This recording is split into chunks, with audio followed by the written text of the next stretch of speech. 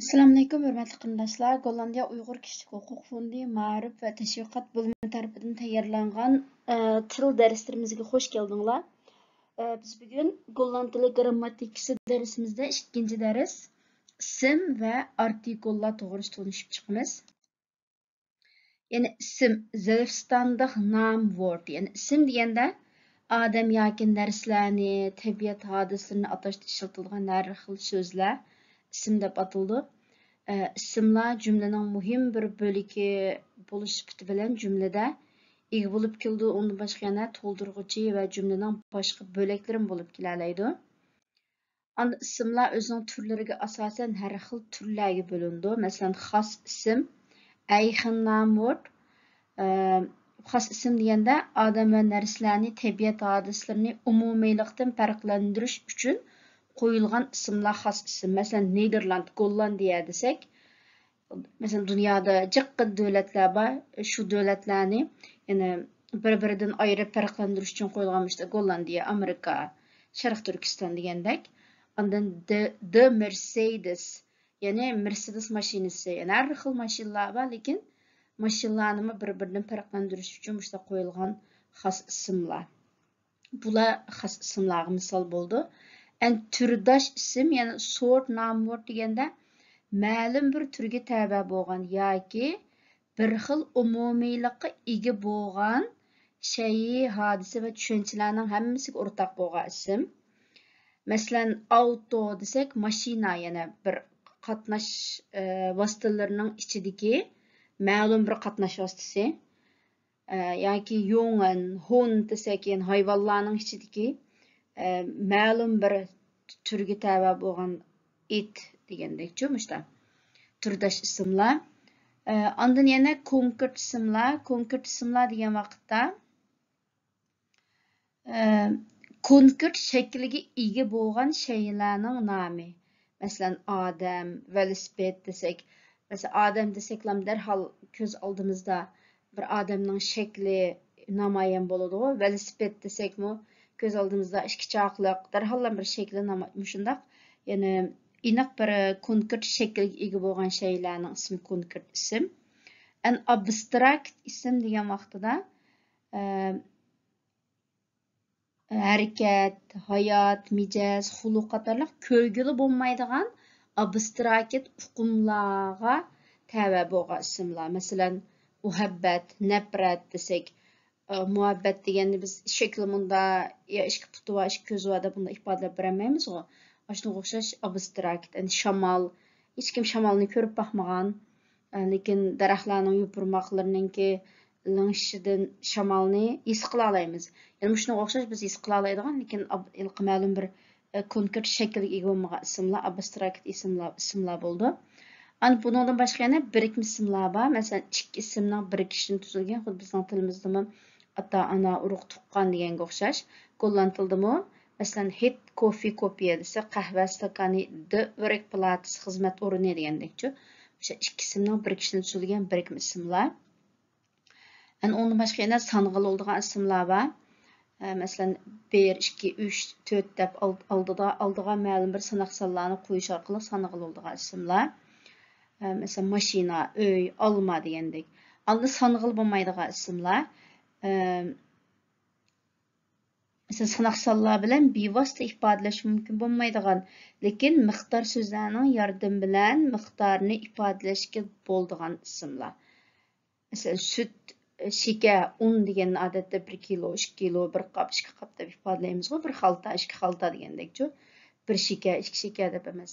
Yani shunga o'xshash sanğıl bo'lmaydigan ismlar. Yani shular ismlarning turlari. Endi keldik. Endi Golland tilida mush ism va ismlarni aniqlab keladigan so'zlarning oldida ismlarni son miqdor va aniqlik jihatdan cheklash roliga ega bo'lgan, lekin o'z oldiga kelganda mustaqil ma'no berilmaydigan bir so'z turkumi bor. Bu so'z turkumini biz lead word yoki artikul deb ataymiz. Yani bu bizning Uyg'ur tilimizda yo'q bir so'z turkumi. Yani bu artikullar işte ismlarni oldiga kelib, ismlarni son miqdori jihatdan yoki aniqlik doirasi jihatdan aniqlab cheklab keldi. Golland tilida 3 xil artikul bor. ular yani iniq artikul bepaldigt word d bilan het, iniqsiz artikul en. Endi biz unda olsa qanda ismlarga d artikul keldi, qanda ismlarga het artikul keldi, muşunu öğrenip etimiz. Aldı bilan d artikulning işletilishi, yani d artikul keldigan ismlar. D artikul barliq köplik ismlar, yani ismlarning köplik şeklining hammasiga d artikul keldi. Mesela d handın, qo'llar, d kinderin, balalar, d tafels, üsteller deb ismlarninki barliq köplik şekliga d artikul keldi. Anda ikkinchidan erlik yoki ayollik jinsligi aniq bo'lgan ismlarga ham d artikul keldi. Mayli odamlar bo'lsin va yoki hayvonlar bo'lsin. Masalan, d frau ayol desak, bu aniqlam ayollik aniqku, d man er, d koning desak podsho, yani kishini ko'rsatadi. D koningen xonish desak ayol kishini, yani mushundaq ayolligi jinsligi aniq bo'lgan ismlarga ham d artikul keldi. Ana uchinchidan oxiri ing bo'g'im bilan oyoqlashgan ismlarga ham d artikul keldi. Masalan, d uitnodiging, yani taklifnoma, chaqiriq degan ma'noda, d rekening, d opening, d ontdekking, d vergadering. Yani bu so'zlarni hammasi qarasanlar eng oxirgi 3 harf i, in, x bilan oyoqlashgancha. Bunda ismlarga ham d artikul keldi ko'pincha hollarda. Ondan so'zning oxirgi bo'g'imi t, c bilan oyoqlashgan so'zlarga ham d artikul keldi. Masalan, d politsi, saqchi, d petitsi, murojaatnoma degandek, d simpati, istoshlik degandek. Mush ismlarga d artikul keldi. Endi yana so'zning oxirgi bo'g'imi o, r bilan oyoqlashgan ismlarga d artikul keldi. Masalan, d motor, d monitor, d generator, d perforator. Hammasining oxiri o, r bilan oyoqlashgan. Onda bütün aile ismlarga ham d artikul keldi. Dada, ana, cho'ng dada, cho'ng ana degan hammasiga. D father, d mother, d nif, d nicht, d tante, d degandek. Bütün kasb ismlarga ham d artikul keldi. D bakker, d slager, d lehrer, d lehreres, d verpleegkundige degandek. Ondan fasllarning ismiga ham d artikul keldi. D winter, d zomer, d herfst, d lente. Ondan sansifer, raqam, din va kasallarning ismiga ham d artikul keldi. Mesela d zevenendertig, d islam, d katolik, d grip, d longontsteking. Shundaq kasallarning hammasini ismiga ham d keldi. Endi golland tilida asosan taxminan bir 80% ismlarning oldiga d artikul keldi. Yani ko'pincha ismlarning oldiga d artikul keldi. Endi keldik het artikulning ishlatilishi. Endi barliq kichiltilgan ismlarga het artikul keldi. Bu kichiltilgan ismning grammatikasini yana bir ikki darsdan keyin so'zlaymiz. Bu qanday shu vaqtda kichiltilgan ism qanday yasaymiz. Lekin hozircha sizlar işte bir kichiltilgan ismlarga het artikul keldi deb o'rgansanlar bo'ldi. Masalan, het futchi, het tafelchi, het stulchi degandek mushlarning hammasiga het artikul keldi. Ondan til, metal, tanarkat ismlarga ham het artikul keldi. Masalan, het Nederlands, het Uygurs, het zilver, het goud, het voetbal, het zwemmen. Shundaq til, metallarning ismiga.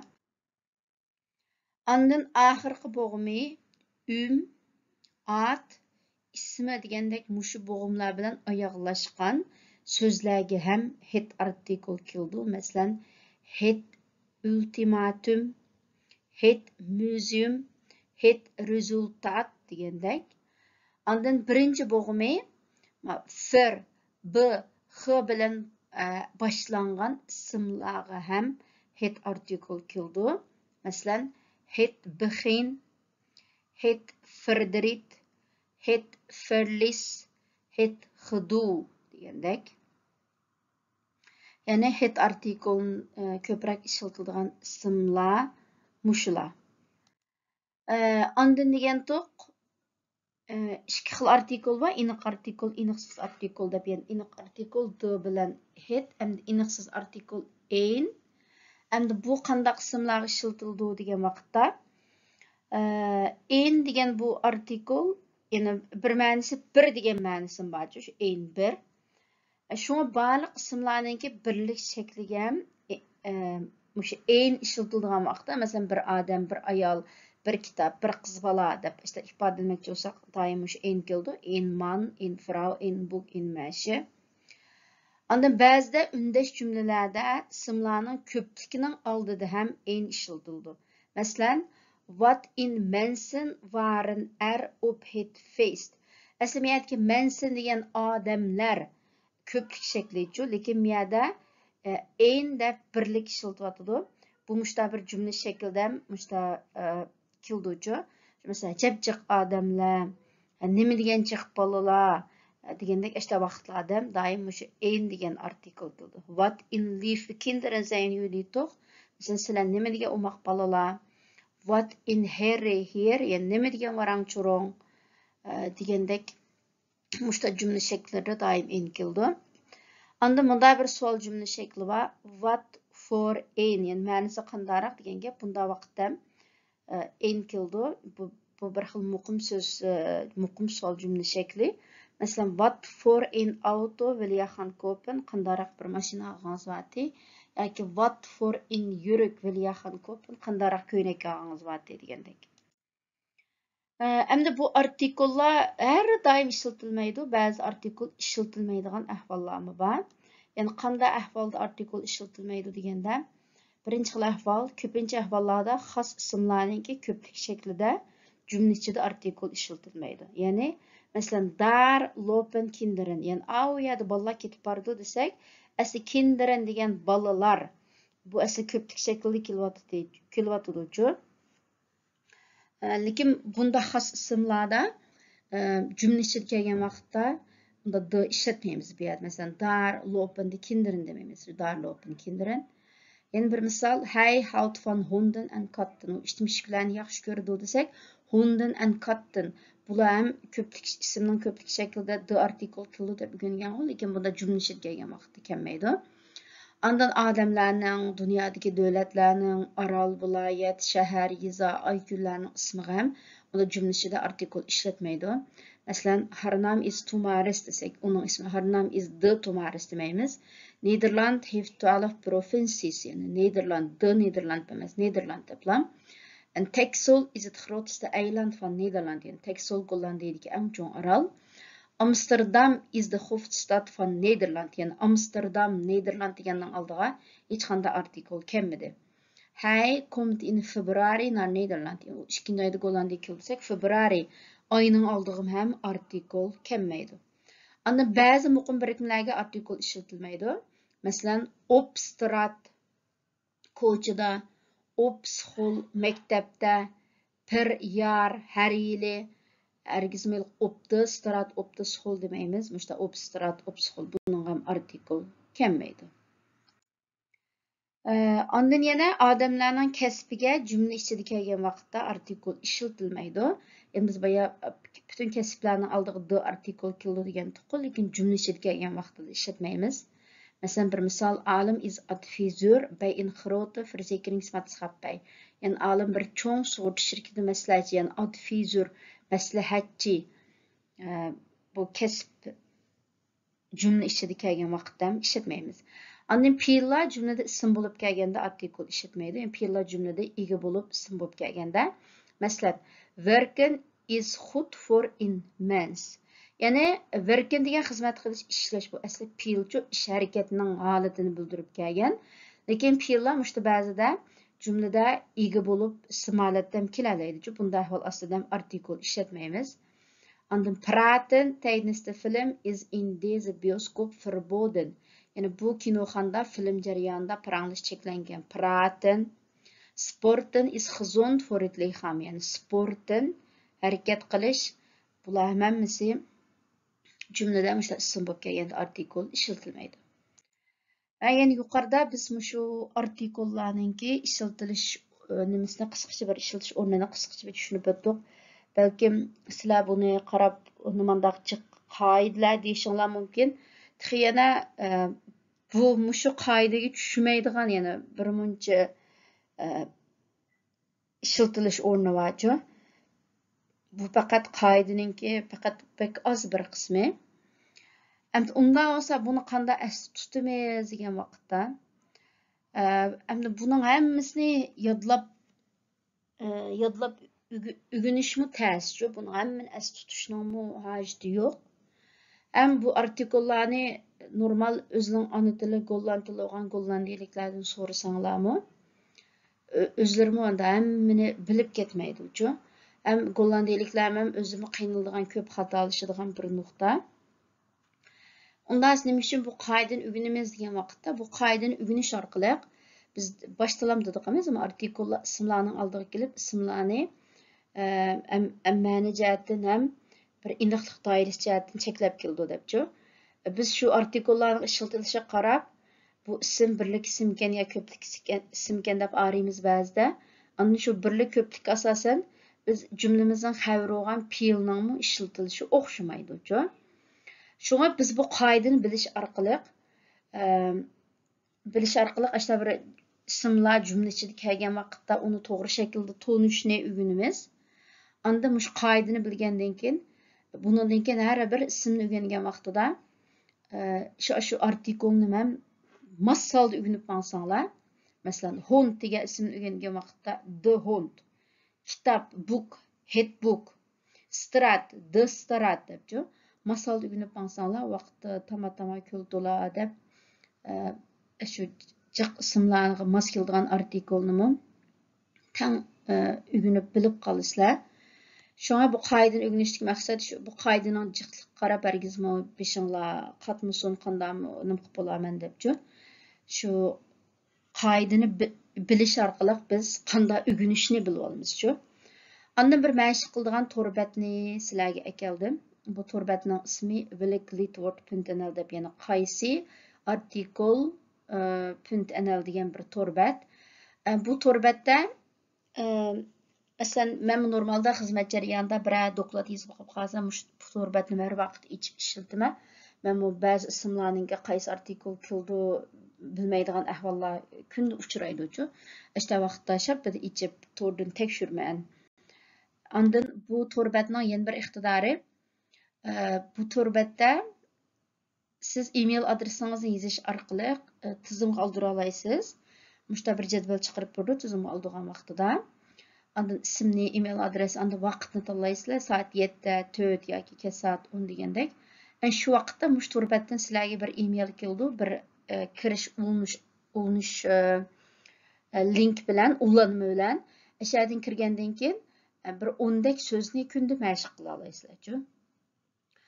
Men bu amdilik masalan avtobus saqlag'ach, poyezdda o'ltirg'ach yoki televizor ko'rgach bir 2-3 minut vaqt ketadi. Men kunda ash email kelgan vaqtida o'ltirib, beka qolgan vaqtlarimda shapida 2-3 minut vaqt chiqarib bunda bir nim qilib chiqaman-ku. Taxminan 10 dek bir ism bor. Har bir ismni tanlag'il soluvchi dmi, hetmi debchi. Sizlar tanlab bo'lgandan keyin eng oxirida qanchani xato ishladingiz, asli to'g'risimi deb hammani chiqarib turdi-ku. Shunga ham shu litwordlarni mashq qilishninki bir yaxshi torbat.